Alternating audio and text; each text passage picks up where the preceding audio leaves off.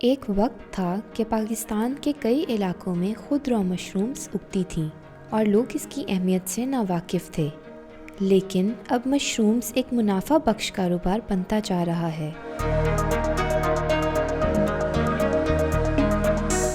جوں جوں کھانوں میں مشرومز کا استعمال بڑھ رہا ہے، اس کی پیداوار میں بھی اضافہ ہوتا جا رہا ہے۔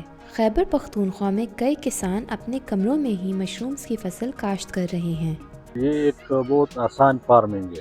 ایک تو اس کے لیے جگہ بہت کم لگتی ہے، تقریباً ہمارا فارم جو ہے 1000 بیگز پر مشتمل ہے اور یہ جگہ تقریباً 3-4 مرلے جگہ ہے۔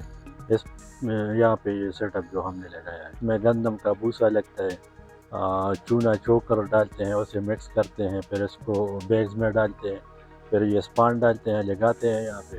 تو تقریباً لگانے کے 40 دن بعد یہ فصل شروع کرے تو پروڈکشن سٹارٹ کرتا ہے۔ تقریباً 15-20 کلو 25 کلو تک بھی جاتا ہے۔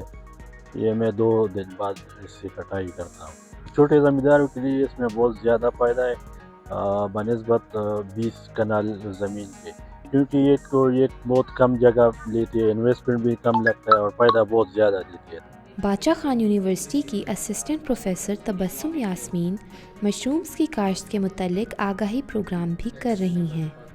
مشروم کی جو سالانہ پیداوار ہے وہ 2500 میٹرک ٹن تک ہے، اور اس کو باقاعدہ ہم بڑھا بھی سکتے ہیں، کیونکہ ان کے بڑھانے کا سب سے اچھا ذریعہ جو یہی ہے کہ لوگوں میں اویئرنیس ہو، اور اویئرنیس یہ ہے کہ ان کے اسپان کو کس طرح گرو کیا جائے، ان کے انوائرمنٹ کا کس طرح خیال رکھا جائے۔ تو یہ سمپل ان کے سٹیپس ہیں، اگر یہی سٹیپس وہ لوگ فالو کریں گے تو ان کو ایزیلی وہ گرو کر سکتے ہیں۔